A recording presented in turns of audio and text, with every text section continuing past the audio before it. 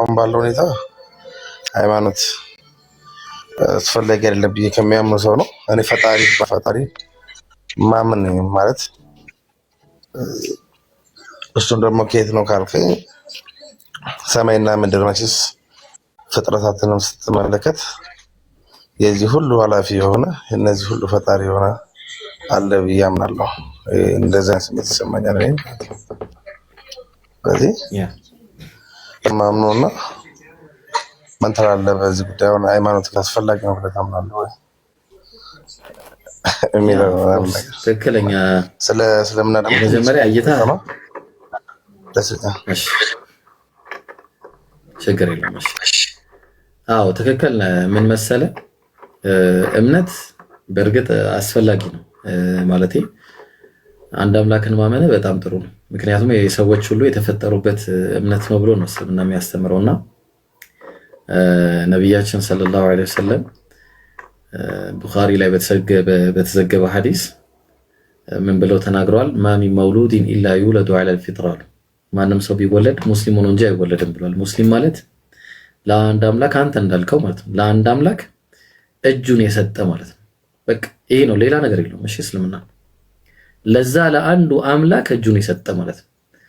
በቃ እሱም በብቸኝነት መገዛት በመመለክ ብቸኛ ነው። ከሱ ጋር ሌላ የሚመለክ የለም።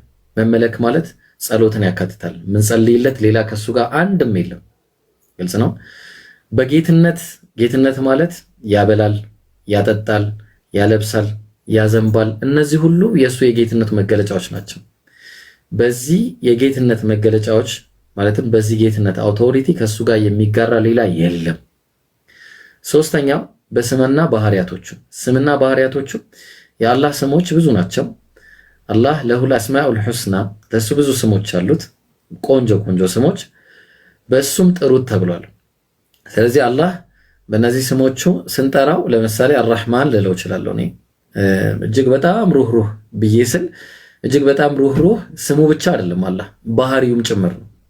እኔ ግን ለምሳሌ ኢብራሂም የሚለው ቃሉ ትርጉሙን ስንወስደው ወደ ዕብራይስጥ የብዙሃን አባት ነው። እኔ ብዙሃን አባት አይደለሁም። ኦፍ ኮርስ ገብቷል። ስለዚህ አሁን ምንድነው ባህሪ አይደለም ነው መልካሙ ቢባል አንድ ሰው መልካምነት ባህሪ ሆኖ አይደለም። ግልጽ ነው። ምንድነው ያ መልካምነት የአላህ ግን ሲሆን ባህሪው ነው። ስሙም በባህሪውም ብቸኛ ነው ብለን ነው የምናምነው። በስሙ በባህሪው ከሱ ጋር የሚጋራ ሌላ የለም። ይሄ የእስልምና አስተምሮ። ስለዚህ በአጭሩ ምንድነው ኦኬ ልጁ የት ሄደ? ልጁ ወጥቷል መሰለኝ አይደለ? ዝም ብዬ እየደከምኩ ነው። እሺ ልጁን ፈልጋችሁ አስገቡት።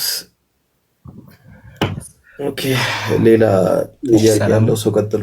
ኤም ኦኬ እሺ ቀጥለሽ፣ ችግር የለውም። ደህና ነህ? እንዴት ነህ?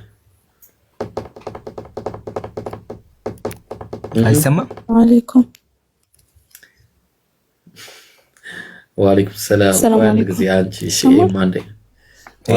ወአለይኩም ሰላም። ቆይ አንድ ጊዜ እሱ ላስተናግደው። ወይ ይሰማል? ጥያቄ ያለኝ ነው። አይሰማም?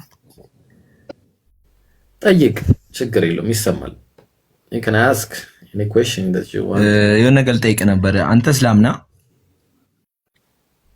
እግዚአብሔር ይመስገን። እንዴት ነው?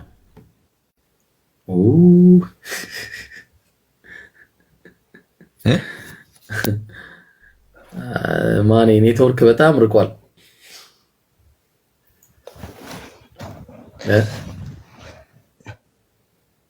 ኔትወርክ ርቋል በጣም አስተካክል። እሺ ኔትወርክን እስከዛ ሌላ ሰው ላስተናግድ። እሺ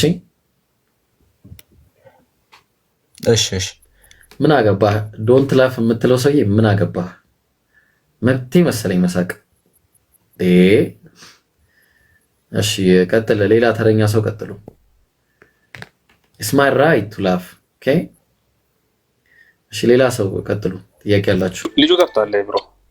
ልጁ ገብቷል? ኦኬ እሺ ኦኬ ሰምተኛል? ሳውራ የነበረው አጋጣሚ ወጥቶ እንትን ብሎብኝ ነበርና አልሰማሁም። እሺ እደግምላለሁ፣ ችግር የለውም። ስለዚህ እስልምና በመጀመሪያ አንድ አምላክን በብቸኝነት የመገዛትን ማለትም አንድ አምላክ አለ ብለህ መቀበል በራሱ አንድ ትልቅ ስቴፕ ነው። መጀመሪያ ትልቁ ስቴፕ እሱ ነው።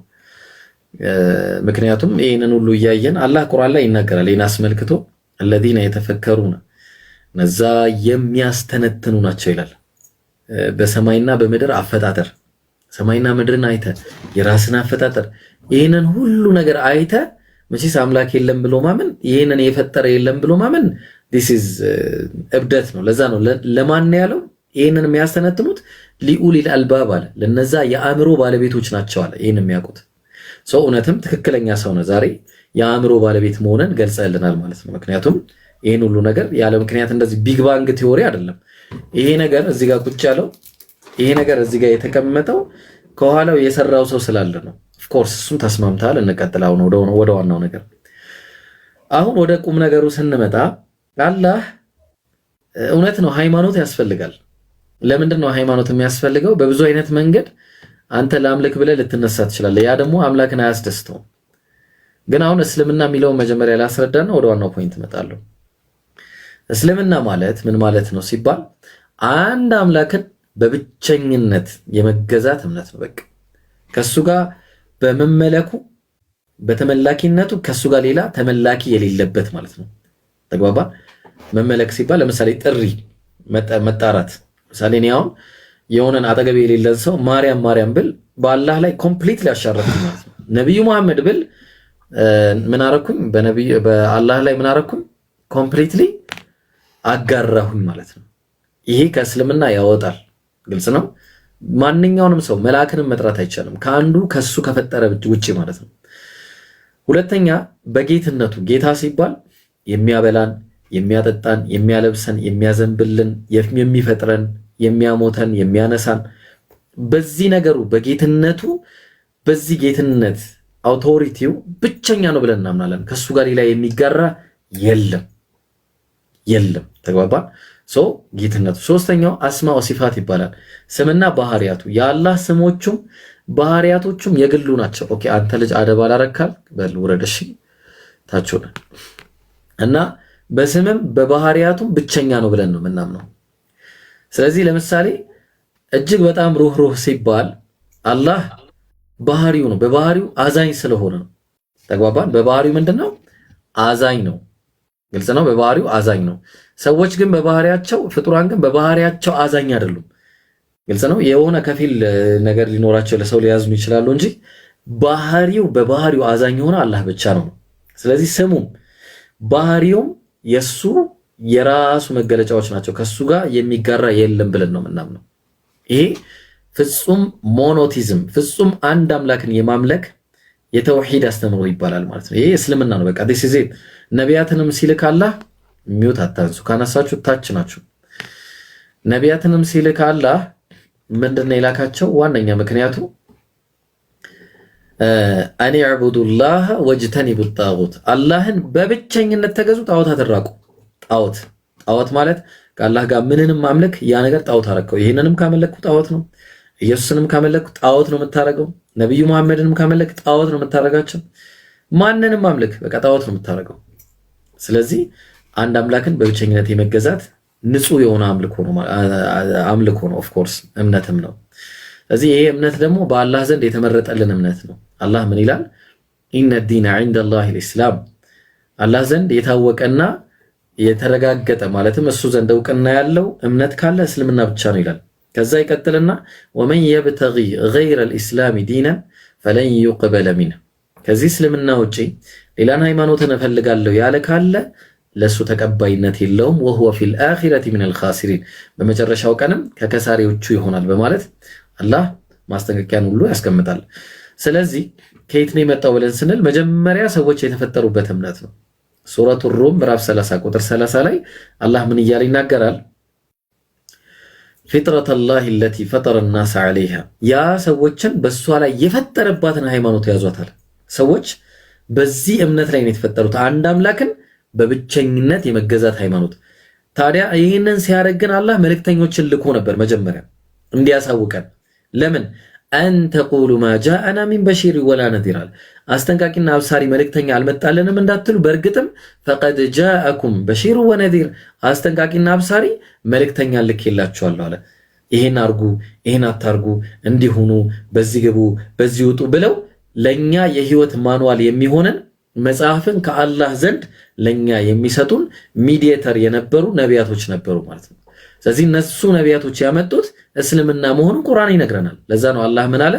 ሱረቱል ኢምራን ምዕራፍ 3 ቁጥር 67 ላይ ማ ካነ ኢብራሂሙ የሁዲየን፣ አብርሃም እኮ ወይ ደግሞ ኢብራሂም አይሁዳዊ አልነበረም። ለምን? ምክንያቱም አይሁድ የሚባለው ነገር የመጣው መቼ ነው? ልብ አድርግ። አብርሃም ይስሐቅን ወለደ፣ ይስሐቅ ያዕቆብን ወለደ፣ ያዕቆብ 12 ነገዶችን ወለደ። እነዚህ 12 ነገዶች መካከል አንደኛው ይሁዲ ይባላል።